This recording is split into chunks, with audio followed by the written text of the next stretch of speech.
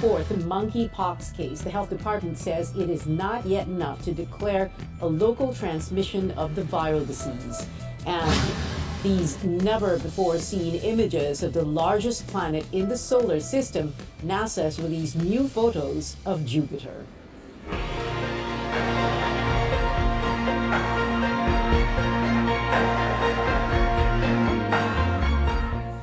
We begin with severe tropical storm Florita, which has displaced hundreds of people in Cagayan Valley region.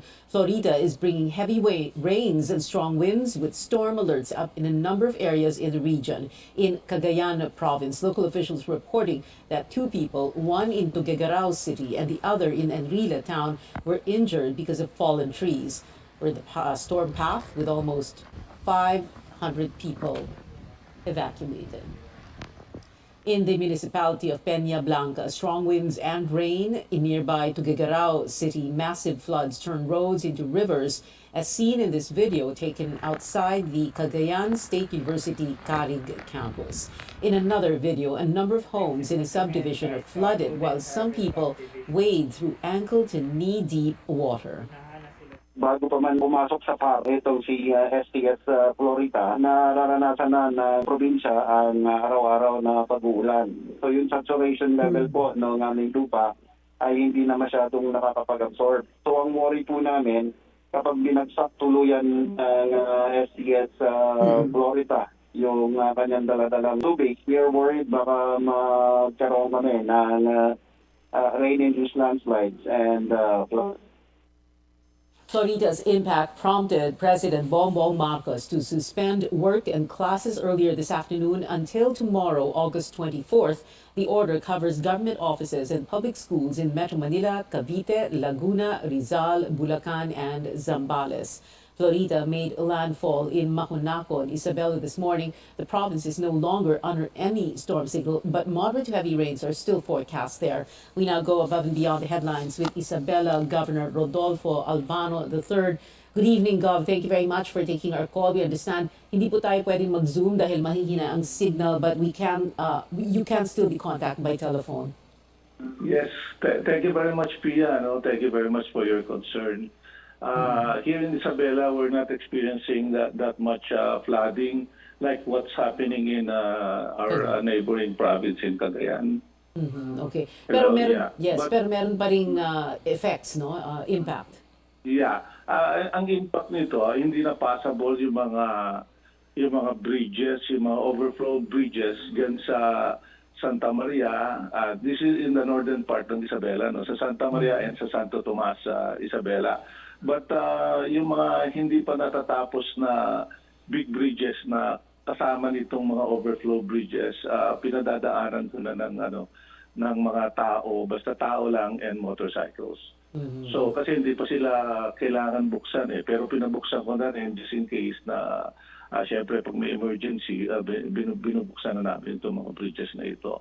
Pero doon sa narinig ko kanina, doon sa Tuguegarao, kasi boundary lang namin itong Tuguegarao and Peña Blanca. We're not experiencing that much rainfall and that much strong winds na sinasabi ng mga tao doon. At may baha na sila doon. Hindi namin na-experience pa dito sa Isabela. Bagamat tumataas na yung level ng water dito sa northern Isabela. Sa southern Isabela, I'm very happy na medyo wala na wala nang ulan at saka medyo maliwanag na doon. Dito sa northern Isabela, yun medyo hazy pa at tuloy-tuloy pa yung pag-ulan na pakunti-kunti. In terms of the number of residents displaced, sir? Yeah, in Macunaco, naglandfall, there were about 150 families, totaling to 380 individuals that were evacuated already. Some evacuees also were done here in Santo Tomas and some in some parts in Cabagan. There were evacuees there, but very minimal lang, Pia. Relief goods, Gov. What? Relief goods. Yeah, relief goods. I'm very happy to tell you that the newly appointed chairman of PAGCOR, will deliver tomorrow as promised, as he had promised me, as he had contacted me kanina. This afternoon lang, he promised to deliver about 24,000 relief goods. Well, maybe some of that will be given to our coastal towns, and some I'll be bringing it to Tuguegarao, Cagayan. Kung hindi namin gagamitin dito, Pia.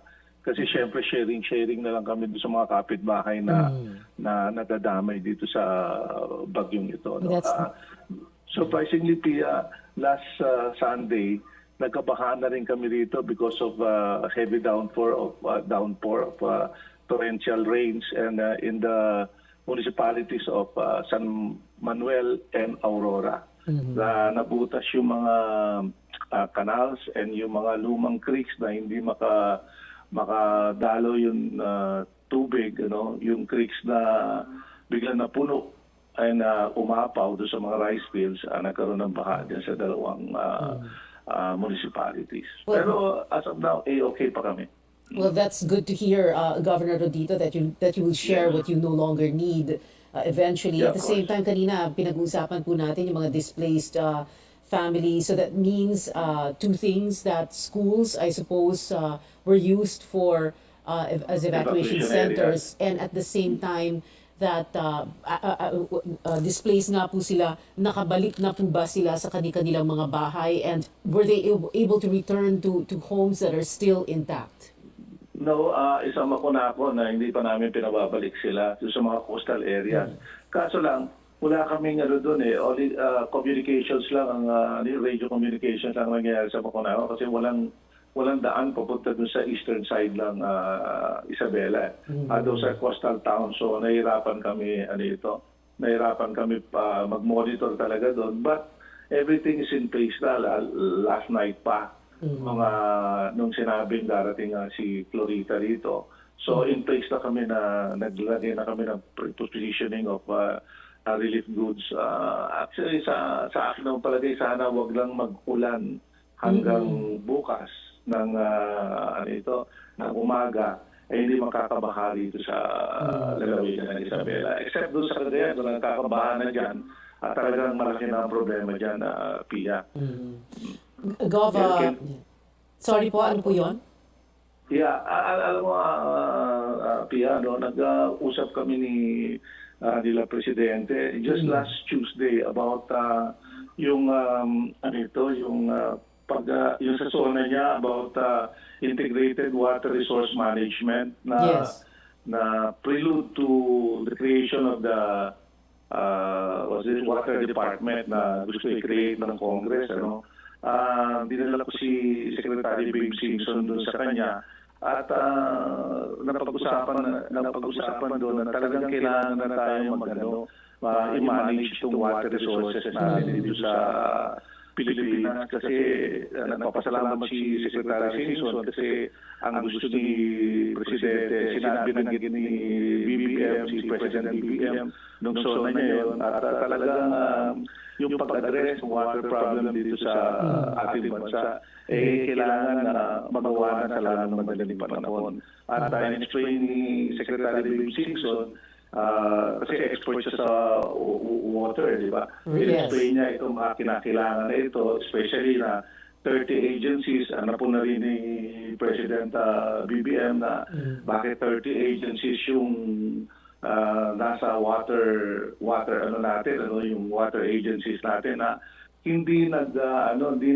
na-integrate. So naging kanya-kanya sila. So I think it's high time na talaga na ma-address natin itong water problem integrated natin. Water not only resources, right. Yes, not only yung drinking water and also all the waterways na binanggit ni Secretary Babe Simpson kay President, President BBM and Vic Rodriguez. Of course, Babe Simpson, former Public Works Secretary, and always in times such as these when we have a typhoon, talagang na-highlight po yung mga problema at mga challenges na kailangan harapin.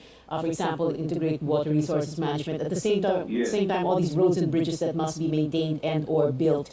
Thank you so much, Isabela, Governor Rodito Albano. Salamat po, sir, for being with us tonight.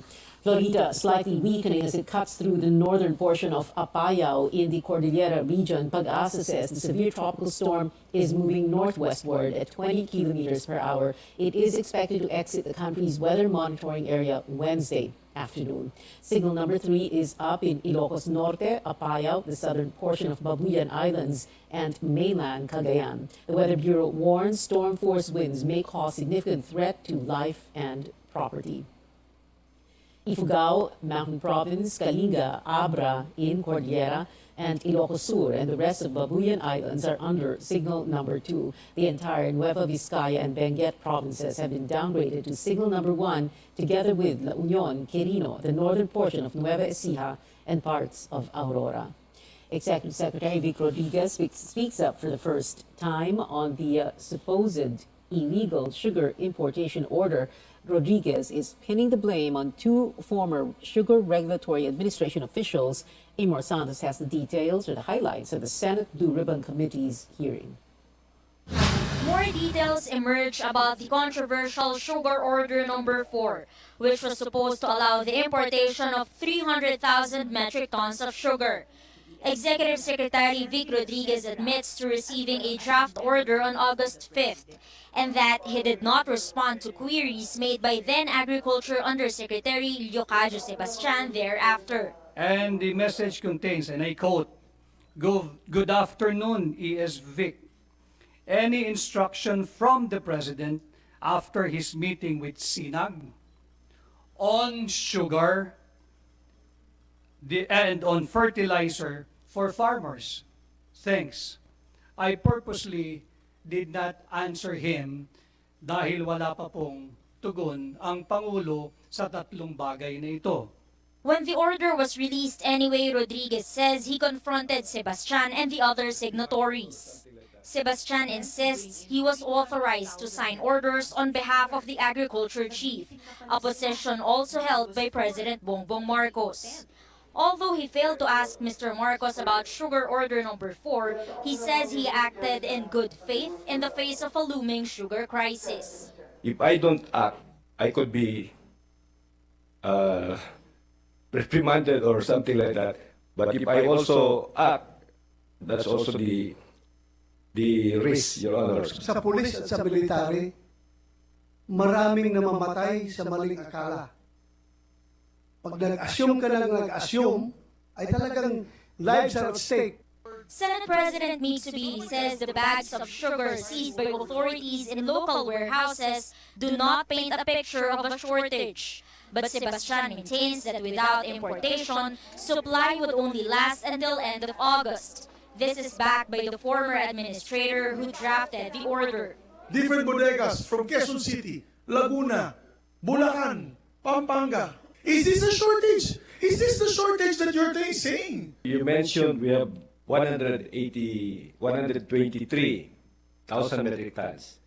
Our monthly consumption for raw sugar, Your Honor, is 170,000 metric tons per month. And approximately 85,000 metric tons per month for refined sugar. For Senator Risa Hontiveros, it all shows the need for better leadership at the Agriculture Department. She also says Rodriguez still has a lot to explain. He excused himself to attend a cabinet meeting after reading his statement. This was not only about one man misinterpreting intent and acting outside powers. Ultimately, this is the fallout of a messy, haphazard bureaucracy. The Senate Blue Ribbon Committee approved a motion to recall the Executive Secretary to the next hearing. Newly appointed SRA officials will also be invited. Amor Santos, CNN Philippines. Consumers are facing limited supply of sugars in the markets, but the Agriculture Department says this may change in the coming weeks as the government is eyeing to bring in supply from neighboring countries. Chrissy Di Matulak reports. BB Cruz recently increased the pricing for the rice cakes he is selling. From 10 to 40 pesos, he is selling it now at 20 to 50 pesos. Sugar is the main ingredient for BB's rice cake. He has no choice but to buy sugar despite its current steep price. Oo, itaga na lang para may paninda ka lang. Ganun na talaga. Tigaan na lang kung kailan bababa. In wet markets, there is little to no supply of white sugar. Consumers and vendors alike are bearing the brunt of this situation. Kasi nagtitinda po ako ng mga merienda, gumagamit talaga ako ng asukal, pero ngayon, hindi na kasi bihira na tapos ang taas pa. Sobrang mahal, hindi mo na ako kumukuha pag bumaba na lang uli. Consumers are hoping authorities would be able to address this apparent sugar shortage. According to the Agriculture Department, the president is in talks with companies abroad to supply sugar to certain supermarkets in the country. This could tame the price of sugar to go as low as 60 pesos. 150,000 ang in-approve ng presidente. It is sa mga producers like Pepsi, Coca-Cola, Alaska, Nestle, and others. The 75,000 metric tons noon. The other 75,000 will be distributed equally by SRA to different entities that are getting it, like supermarkets, mga nagtitinda sa palengke. Some supermarket retailers are selling sugar for as low as 70 pesos per kilo, following an agreement with the president. However, Stephen Kua from the Philippine Amalgamated Supermarket Association deemed it unfair, saying common retailers should have the same opportunity. We find it a bit unfair that the other retailers are not given that opportunity to sell sugar at 70 pesos a kilo, di ba? Kasi siyempre, medyo kakainin din ang market namin yan, mapupunta dun sa big three. The Agriculture Department said the country is eyeing to import sugar from neighboring countries like Thailand in order to have enough supply until the end of this year. The agency also said that an increase in the production of sugar for next year will be ensured to avoid such shortfalls. Christy Matulak, CNN Philippines. More stories up ahead. Rainbow auroras, giant storms, and far-off galaxies are on display in NASA's latest images of planet Jupiter. Keep it here on News 9.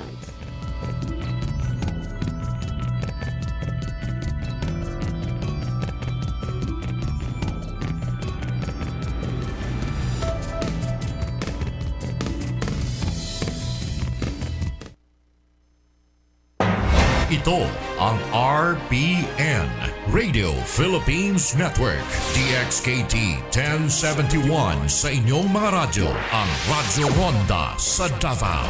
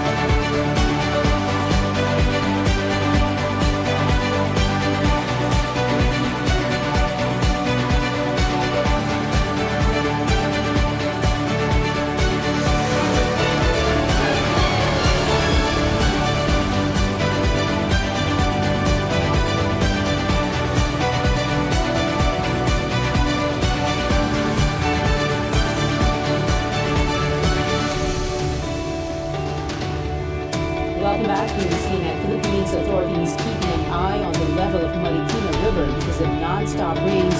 Paige Javier joins us live from Marikina City. Paige, what is the very latest? The Marikina City officials are on alert as the water level in the Marikina River continues to rise. The first alarm was raised about 10 minutes before 5 this afternoon. This means that residents must prepare for evacuation, especially those living in low-lying areas and those beside the river. Earlier, we heard the warning signals or the sirens telling people here in Marikina that the water level has reached 15 meters. All 8 floodgates have been opened as of this afternoon. Right now, behind me is the current water level, and it has risen to 15.3 meters. It's continuing to drizzle here in Marikina, so this may continue to rise. Marikina City Mayor Marcy Teodoro says there are no reports of flooded areas just yet, but they have received reports of preemptive evacuations. 4 families composed of 15 individuals were brought to the Nangka Elementary School, which is a critical area, especially when it floods. Mayor Teodoro says all of their evacuation centers are open and ready to accept the residents. If the water level hits 16 meters or the second alarm, residents must proceed to evacuation centers. However, if it reaches third alarm or 18 meters, forced evacuation will be carried out by the LGU. Earlier, we also monitored rains in large parts of the metro. In Talayan Riverside in Quezon City, a netizen captured via time-lapse video the rising flood waters in their area between 12 p.m. and 1 p.m. Residents say that flood has already subsided. We'll keep monitoring the situation here in the Marikina River area. Back to you, Pia. Paige Javier reporting live from Marikina. The Education Department coordinating with schools affected by severe tropical storm Florita. Classes in public schools have been suspended today in Metro Manila and surrounding provinces, as well as in Zambales and Bataan. Some local governments postponed the first day of face-to-face classes yesterday, while students in some areas waded through flooded waters or streets. We will again come up with updates and maybe perhaps come up with a plan once we've discussed everything with the school and we assess the situation para po hindi naman maging parang lugi ang mga bata na to at mawalan sila ng sufficient time in terms of school time. We will be assessing the students, meaning we will be giving them assessments so that we will be able to profile our learners and cluster them accordingly para po dun, because what we are targeting to do is to identify saan yung mga learning gaps ng ating students at dun mag-focus.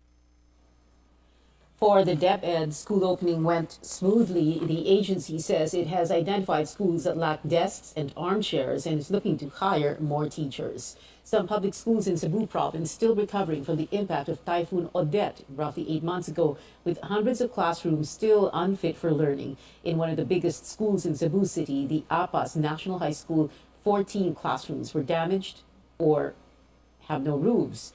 The principal says the Cebu City Schools Division has yet to provide funds for repairs.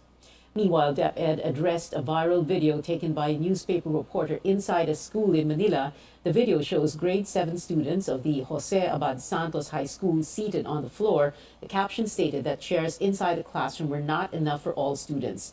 DepEd spokesperson Michael Poa says the agency is aware of the incident, with the regional director immediately taking action. We are admitting may shortage naman talaga nationwide tayo sa mga classroom facilities. No? However, in this particular case, ang sabi po nila sa akin is wala daw shortage. So dito po sa Jose Abad Santos, there are enough chairs because the needed chairs were supplied from Carlos P. Garcia. Jane Bautista, the Philippine Daily Inquirer, says she and her editors are standing by their story. She says she only reported what she said was a lack of preparation and had no intention to malign DepEd or the school. The health department cannot confirm yet whether there is already a local transmission of monkeypox. That is after the country recorded its 4th monkeypox case in a 25-year-old patient who had no travel history. Health officer in charge, Maria Rosario Vergere, says none of the 14 close contacts showed symptoms, traveled overseas, or were exposed to someone who did. We are still trying to backtrace, verifying information so that we can establish the source of infection. And that is the only time that we can tell you and confirm to the public if this really is a local case or not. The DOH has now identified 18 close contacts of the 2nd monkeypox case, of which 17 are health workers. Only the health worker who took care of the patient is considered at medium risk for infection. Meanwhile, all 17 close contacts of the 3rd monkeypox case have not shown symptoms, but they are still in quarantine. A House leader says funding for the Philippine General Hospital could still increase after its proposed 2023 budget was slashed by nearly 900 million pesos. House Appropriations Committee Vice Chair Stella Kimbo says the budget for PGH could change as Congress tackles the General Appropriations Bill. The University of the Philippines has proposed 23 billion pesos for its hospital services next year, but the Budget Department only allotted 5.4 billion. Ang PGH ay isa sa recipient ng mga amendments na nangyayari. That happens almost every year. Kaya kung mababa ang net, huwag muna tayong maging sobrang concerned. Kasi magagawan pa natin yan ng paraan. The Makabayan bloc slams the budget cuts for UP and PGH, saying this shows the administration's misplaced priorities. The Appropriations Committee will begin hearings on the 2023 proposed budget this Friday. A lawmaker questions what she calls exaggerated budget of the Commission on Elections if the Barangay and Sangguniang Kabataan polls are moved to December next year. COMELEC estimates it will need up to 18.4 billion pesos, more than double the current funding. Electoral Reforms Committee Chairperson Senator Amy Marcos says the increase should only be at 15%. But COMELEC Chairman George Garcia explains it needs funds for more precincts, supplies, and personnel. The Senate panel asked COMELEC for a more detailed breakdown of its budget. We really have to get the numbers that Senator Bina is requesting kasi nalilito na kami. Nung nag-compute kami ng worth nung exemption that was vetoed, nasa 140 million lang. Kaya nagulat kami kung bakit na-veto dahil maliit lang naman. Pero ngayon sinasabi ninyo up to 5B. Meanwhile, COMELEC insists it is ready if the polls push through this December. Up next on Newsnight, Blackpink breaks a record with the debut of its newest single, Pink Venom, and a new series of flip phones offers mind-bending, exciting, and smart designs in a new collection. Keep it here on CNN Philippines.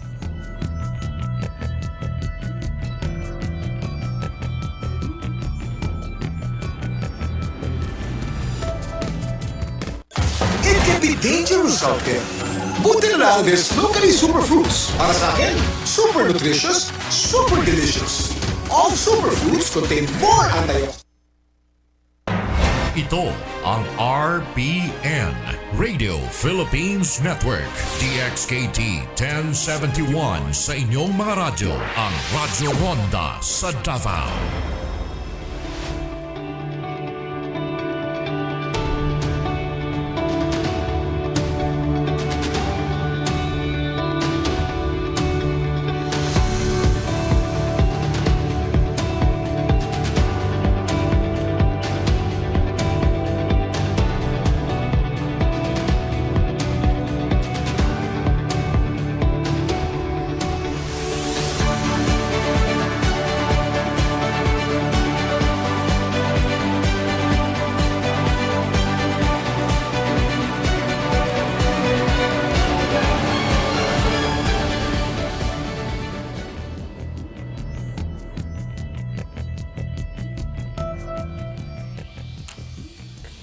Welcome back. James Webb Telescope's newest images features Jupiter, a beautiful glowing planet with aurora and shimmery storms. NASA's Space Telescope wowed the world with colorful images of the nearby planet and other far-flung galaxies. The stunning photographs showcase Jupiter's faint silver rings and two bright moons named Amalthea and Adrastea.